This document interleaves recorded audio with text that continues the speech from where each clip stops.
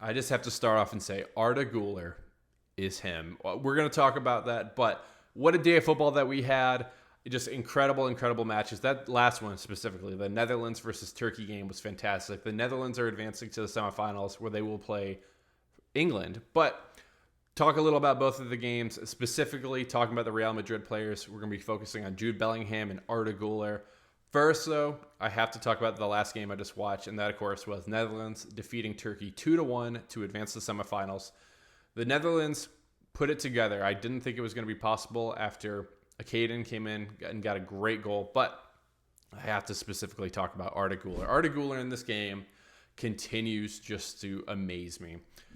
His crosses are worrisome for opposing teams, and whether it's a set piece, if it's a corner, if it's just a normal cross, they are worried when he's doing it. Arda Guler gets his assist in this game. It's a fantastic cross to Caden, who heads it in. And the balls that he sends in are just so inviting to these, center backs and these bigger players where they're at the perfect head level for them, where they can go up and just attack the ball. And that's exactly what Guler's doing. And just a really, really good game from him. It's at 8.0 on the rating today. He had 91% passing. And he's just really, dictating a lot of how Turkey's doing. Unfortunately for Turkey today, they do not get the winner. Ultimately, Netherlands do defeat them. But I thought Guler had a really good game. He went 5-12 for duels, so not great there. But his presence when attacking was felt like big time there. Constantly creating chances. He had 67 touches in this game, and he's just constantly being involved. And like I said, for the crosses that he's doing, I don't think anybody's had any corners anywhere near as good as Arda has this entire tournament. And I think it's his third goal or assist this tournament. He had the first goal, which was a fantastic goal, and then he had the assist in the last one, and then again today. And it just goes to show you how good that this kid is. Him, Lamine Yamal, and Cristiano Ronaldo are the only teenagers ever with like 3 goals and assists or more in the Euros. So crazy stat. He's performing at such a high level. I'm hoping that now that we've seen, and this is kind of what I wanted to look at more with Guler, is how is he going to be playing like as a right winger? And I think he showed out. It's a lot different. It's not the pace type of right winger that maybe Madrid might be looking for.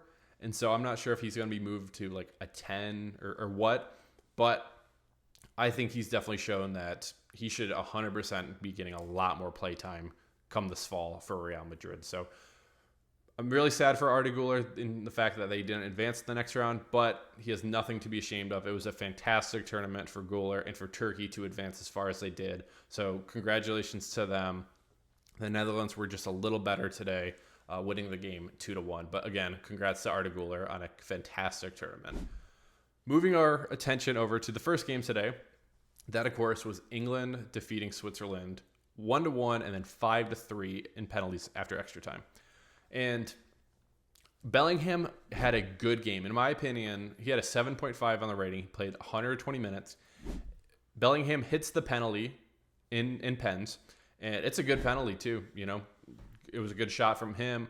Just a confident swagger about it, and I knew the second we got to penalties, I said Bellingham.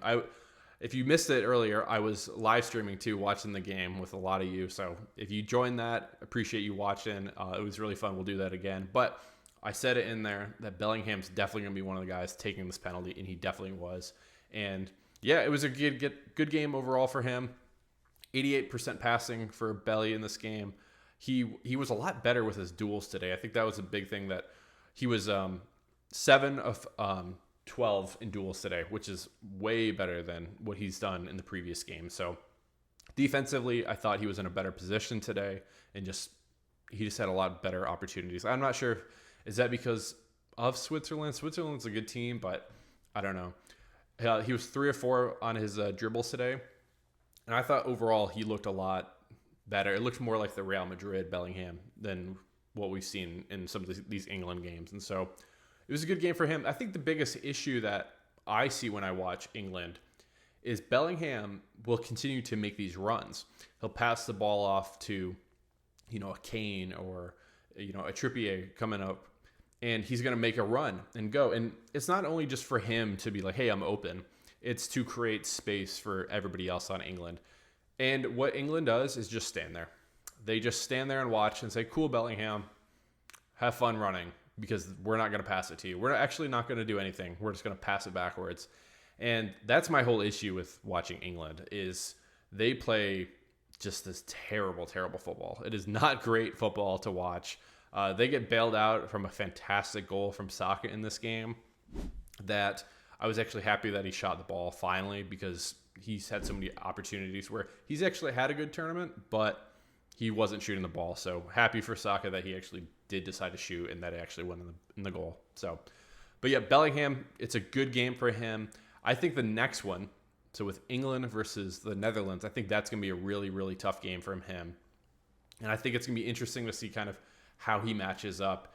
Is, Van Dijk going to be on Kane, and then is he going to have opportunities? Is, De Vrij going to be guarding him, or what in the box?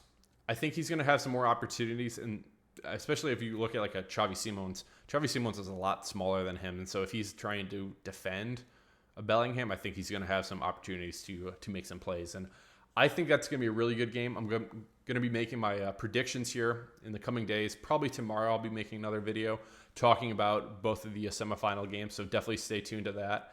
But yeah, just want to come here, chat a little about the games today. Fantastic tournament again for Guler. Super happy from him. Unfortunate that he's not going to be in the next round. And Bellingham, we get to watch play another game against the Netherlands next week. So yeah, if you guys enjoy this sort of content, please consider giving a like and subscribing to the channel. This is a place to be for all your Real Madrid content in English. And yeah, guys, thanks again so much for watching this video. This has been Dally with Dally FC, and I'm out. Cheers.